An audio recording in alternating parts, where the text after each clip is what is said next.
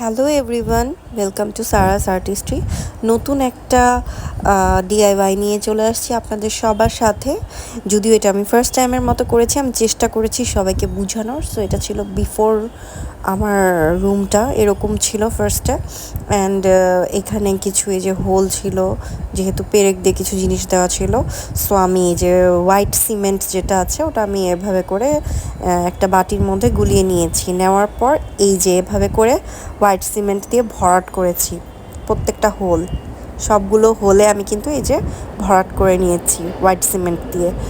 নেওয়ার পর আমি যে মাস্কিং টেপ আছে, মাস্কিং টেপ দিয়ে আমি আমার ইচ্ছা মতো কিছু লাইন ক্রস করে নিয়েছি। করে পুরাটাকে আমি যেভাবে চাচ্ছি সেভাবে করে আমি চেষ্টা করেছি করার। সো আমি এটার সাথে ব্লু কালারটাই ইউজ করব। সো দ্যাটস ওয়াই আমি এভাবে করে সুন্দর মতন করে নিলাম। নেওয়ার পর এই যে কিছুটা পেন্টিংয়ের মানে কালার করা স্টার্ট করে দিয়েছি। এটা শেষ হয়নি, ফিনিশিং হয়নি এখনও। এখানে আমি বোর্ডগুলোকেও কালার করে দিয়েছিলাম যাতে দেখতে আসলে মানানসই হয়। এটার রেজাল্টটা আসলেও ভালো হয়েছে। অ্যান্ড এভাবে করে ফার্স্ট কোট দিয়ে দেন সেকেন্ড কোট দিতে হবে। অ্যান্ড কালারটা ছিল হচ্ছে গিয়ে বার্জারের থেকে আমি কালার নিয়েছিলাম। অ্যান্ড বার্জারের যেই কালার ওরা রেডি করে দেয়, দোকানে বললেই হয়, ওরা রেডি করে দেয় কালারটা সুন্দর মতন। তারপর হচ্ছে গিয়ে এই যে আমি আমার যে কোট, সেকেন্ড কোটও ডান।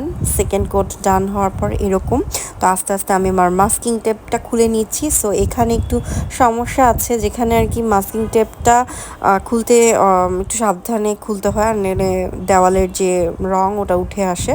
তো এর তো পুরাটা টেপ আমি আস্তে আস্তে সরিয়ে ফেললাম। সরিয়ে ফেলার পর কিছু জায়গায় নষ্ট হয়েছে। সো ওগুলা আসলে ঠিক করতে হতো, বাট হাতে সময় ছিল না দেখে করিনি। ইনশাল্লাহ সামনে আবার ওটা ঠিক করে ফেলবো, করলে আপনাদের সাথে শেয়ার করবো। আর এটা ছিল ফাইনাল রেজাল্ট। পুরো রুমটা এরকম হয়েছে। সো আপনার যদি ভালো লাগে তাহলে আমার ব্লগগুলো ফলো করতে পারেন। সো এই পর্যন্তই। আসসালামু আলাইকুম, আল্লাহ হাফিজ, সবাই ভালো থাকবেন। ব্লগটা এনজয় করে থাকলে অবশ্যই ব্লগটা শেয়ার করে দিবেন, বা আপনাদের কোনো কোয়েরিজ থাকলে আমাকে কমেন্ট সেকশনে অবশ্যই জানাতে পারেন। ধন্যবাদ।